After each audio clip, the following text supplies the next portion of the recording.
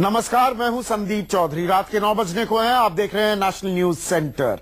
और आज की बड़ी खबर, नीतीश कुमार ने मुख्यमंत्री पद से, बिहार के मुख्यमंत्री पद से इस्तीफा दे दिया है। जिस बात के लगातार कयास लगाए जा रहे थे, आखिरकार आज वो हो ही गया। 20 महीने में ही महागठबंधन, बिहार में महागठबंधन चरमराता हुआ दिख रहा है। और प्रधानमंत्री मोदी ने ट्वीट कर नीतीश कुमार को बधाई दी, जिसके बाद कयासों का बाजार और गर्म हो गया है। क्या बीजेपी के समर्थन के साथ नीतीश कुमार एक बार फिर मुख्यमंत्री पद की कुर्सी पर बैठने वाले हैं? इस बात को लेकर अब कयास लगाए जा रहे हैं। जबकि लालू ने पलटवार किया है, नीतीश कुमार पर हत्या के आरोपों का भी हवाला दिया और कहा कि भ्रष्टाचार से बड़ा हत्याचार है। और नीतीश कुमार के इस्तीफे के बाद मेरे सहयोगी रमन ने जेडीयू के वरिष्ठ नेता केसी त्यागी से बात की है। तो जेडीयू की तरफ से क्या रुख और रवैया आ रहा है, यह भी सुनिए।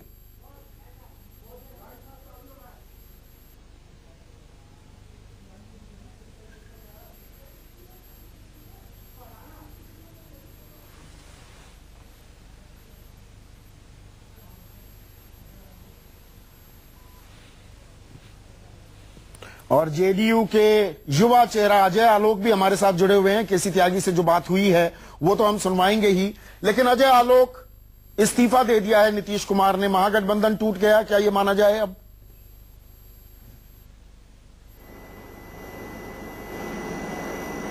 देखिए, महागठबंधन को जनादेश मिला था नीतीश कुमार के नेतृत्व में, और आज की परिस्थितियों में जिस तरह नीतीश जी ने कहा कि अब उनके लिए संभव नहीं था सरकार का नेतृत्व करना,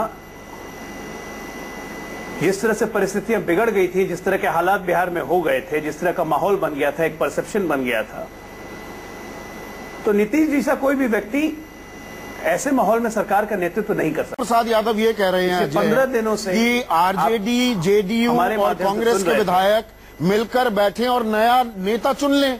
नीतीश कुमार नेतृत्व नहीं करना चाह रहे हैं सरकार का, तो कोई नया नेता चुन लें। ये उम्मीद के सहारे दुनिया कायम की जा रही है, या दरअसल अब ये सरकार गिर गई? मेरा सवाल बिल्कुल सरल, बिल्कुल सीधा।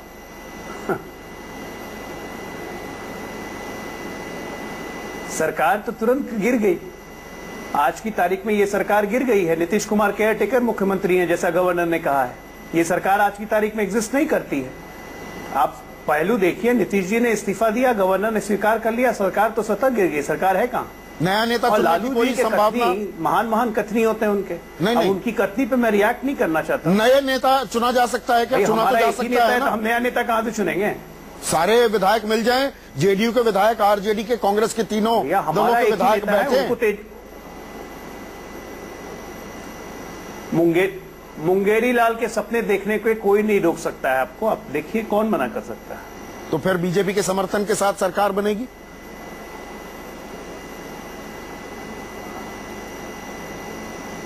राजनीति में एक दिन में 4 निर्णय नहीं लिए जाते हैं। आज जैसे मैंने कहा, नीतीश जी ने कहा कि आज की बात की तार्किक परिणति हो गई। अब आगे आगे देखिए क्या होता है, कैसे क्या होता है। नहीं, सवाल इसलिए कह दिया कि अजय, तो कल क्या होगा राजद में? कौन नया नेता बनेगा? अजय, सवाल इसलिए कि जैसे ही इस्तीफे की बात खबर आई, उसके फौरन बाद देश के प्रधानमंत्री नरेंद्र मोदी, जिनके चलते बीजेपी के साथ 13 साल का गठबंधन तोड़ दिया था आप लोगों ने, 8 साल से सरकार चला रहे थे, वो सरकार से आप हट गए थे, मतलब बीजेपी को वहां से हटना पड़ा था, वो नरेंद्र मोदी के चलते। और प्रधानमंत्री नरेंद्र मोदी तीश कुमार के इस्तीफे के बाद उन्हें भ्रष्टाचार के खिलाफ लड़ाई लड़ने के लिए बधाई देते हैं।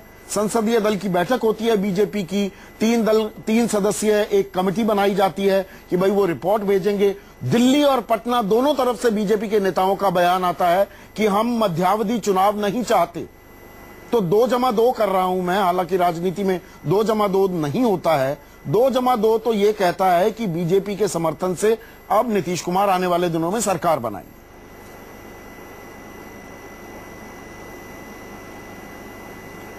मुझे एक बात बताइए संदीप जी, कि अगर कोई भ्रष्टाचार को टॉलरेट नहीं करता है, कोई जीरो टॉलरेंस टुवर्ड्स करप्शन रहता है और उसके कारण अपने सरकार तक को त्याग देता है, एक मुख्यमंत्री पद से इस्तीफा दे देता है, और उसके लिए अगर कोई प्रधानमंत्री किसी मुख्यमंत्री की तारीफ करे तो कोई गलत है क्या?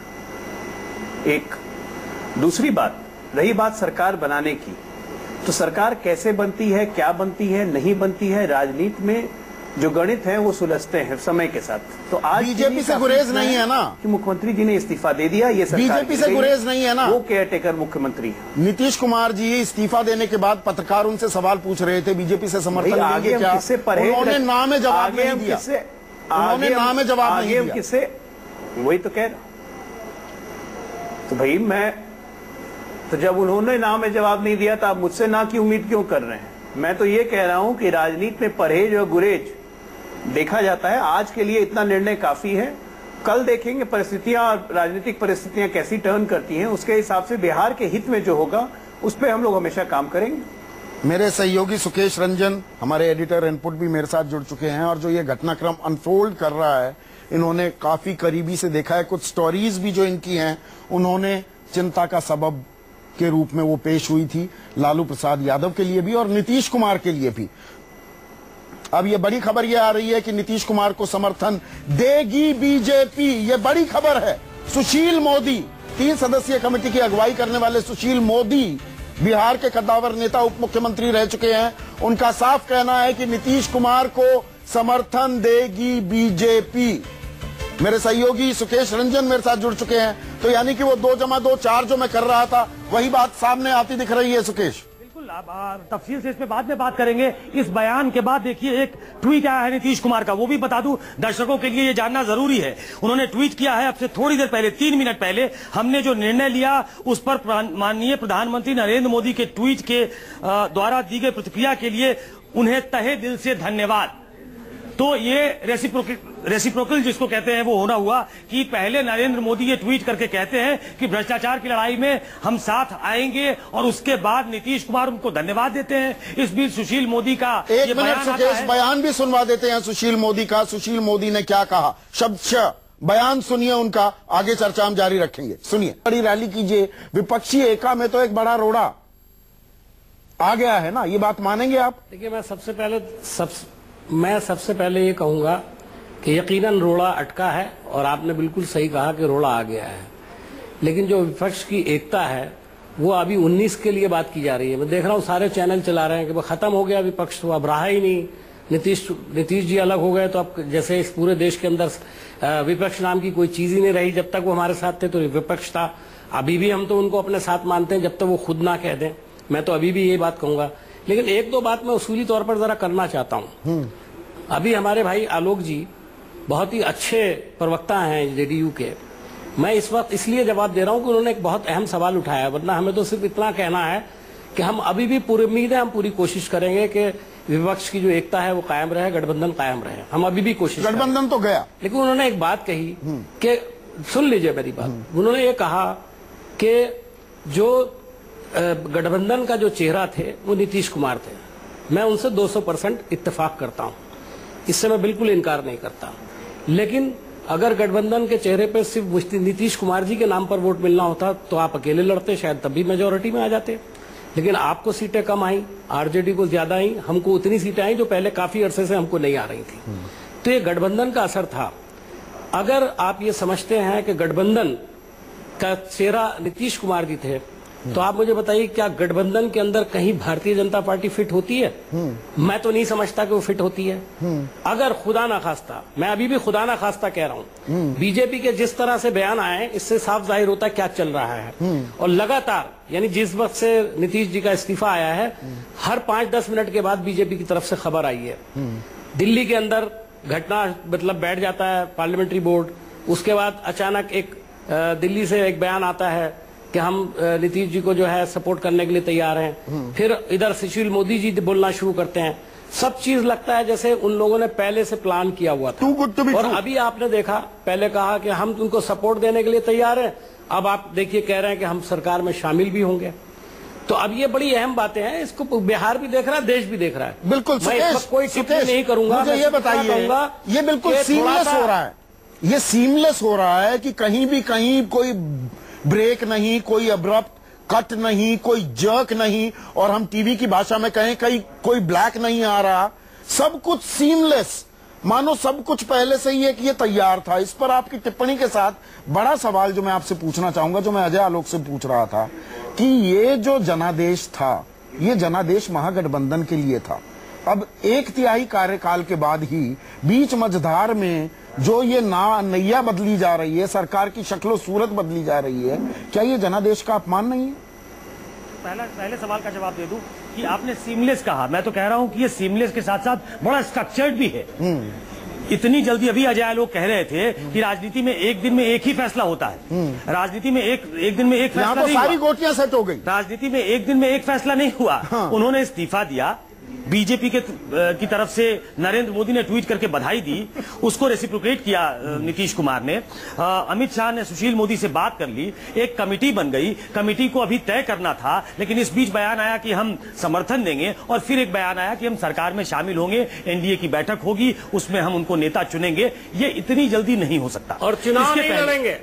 जी बिल्कुल। और चुनाव नहीं, मध्यवर्ती चुनाव नहीं होंगे। नहीं, मध्यवर्ती चुनाव न हो, इसीलिए ये सब कुछ कहा गया। मैंने आपको कहा कि विधायक दल है, बहुत जबरदस्त मतलब है। जी बिल्कुल, विधायक दल की बैठक मतलब क्या है? विधायक दल की बैठक में ही नीतीश कुमार ने आश्वस्त किया था अपने विधायकों को कि आपको चुनाव में जाना नहीं पड़ेगा। उसी समय से त्योरियां चढ़ गई थी कि कहीं ना कहीं कुछ चल रहा है। नीतीश कुमार ने प्लान बी को तैयार करके रखा है। आज की राजनीति में कोई राजनेता ऐसा नहीं होगा शायद जो प्लान बी तैयार करके न रखे। उन्होंने जिस तरीके से किया है वो ऐसा लगता है कि आरजेडी कांग्रेस को आरोप लगाने के लिए पुख्ता सामान मिला है कि आपका मैच फिक्स था। आप आरोप लगाते रहे, लेकिन हकीकत बात यह है कि आपके हाथ से सत्ता चली गई है। अब आप कहेंगे कि ये क्या गठबंधन, प्लान बी नहीं थी।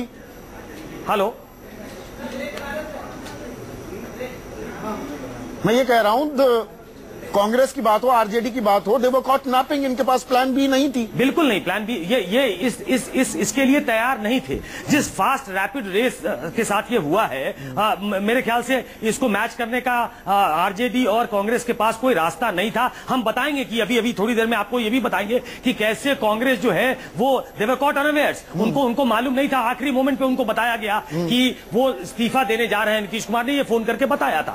लेकिन ये देखिए कि गठबंधन धन का कह रहे हैं कि ये सम्मान नहीं है, ये अपमान है। गठबंधन जो है उस समय नारा दिया गया था, वोट छोड़ के राज किसी और का ऐसे कैसे हो सकता है। तो एक लामबंदी की गई थी कि तमाम जो पिछड़े ओबीसी कास्ट के लोग थे और पिछड़े लोग थे, उनको एक मंडल कमीशन के दौरान जो हुआ था उस फोर्स को एकजुट किया गया और ये फिर ये सरकार बनी थी। तो क्या उन्हीं की सरकार है? लेकिन all depends on the numbers. Numbers अब आरजेडी के साथ नहीं है। में जाने से पहले आखिरी सवाल, एक लाइन सिर्फ ये कहना होगा कि मोदी की जो टीम इंडिया है, अब नीतीश कुमार मोदी के टीम इंडिया के सदस्य हैं। अजय आलोक, ब्रेक में जाने से पहले आखिरी सवाल, इस शुचिता बनाम सांप्रदायिकता लड़ाई, ये लड़ाई देखिए, नीतीश कुमार नरेंद्र मोदी के साथ चलने को क्यों तैयार नहीं थे? प्रधानमंत्री पद का उम्मीदवारों ने घोषित किए जाने की बात जब पूरी हो गई, मुकम्मल हो गई, तो उन्होंने अपना साथ छुड़वा लिया था कि सांप्रदायिक छवि वाले व्यक्ति के साथ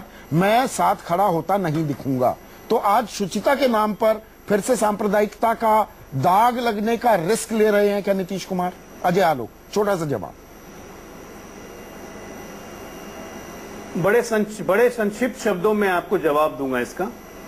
सबसे पहली बात कि सांप्रदायिकता या कोई भी चीज से लड़ाई नहीं लड़ी जा सकती है अगर एक हाथ में करप्शन हो।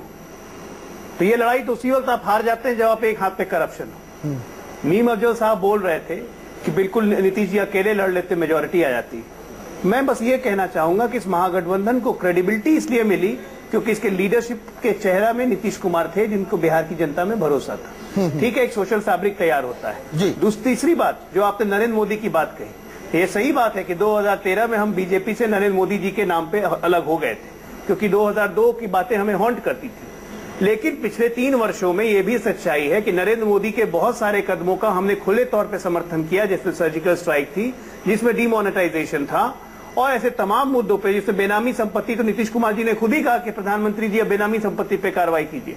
और पिछले 3 वर्षों में एज ए प्रधानमंत्री के कार्यकाल में उन पे एक भी आरोप सांप्रदायिकता का तो नहीं लगा है जी। और राजनीति में परिस्थितियां बदलती हैं, एक ही बात को आप कैच पॉइंट पकड़ के उसमें लटक के बैठे नहीं रह सकते हैं। आपको अपने हिसाब से, बिहार के हित के हिसाब से काम करना पड़ेगा। मैं तो आज ये कहूंगा आपको, आपके चैनल पे, कि कहीं ना कहीं हमारा राजद के साथ जाना हमारी भूल थी। राहुल गांधी जी भी कहते थे हम और कांग्रेस अकेले लड़े। उस वक्त राजद को हमने लिया, लेकिन कहीं ना कहीं तो राजद के साथ जाना भूल थी।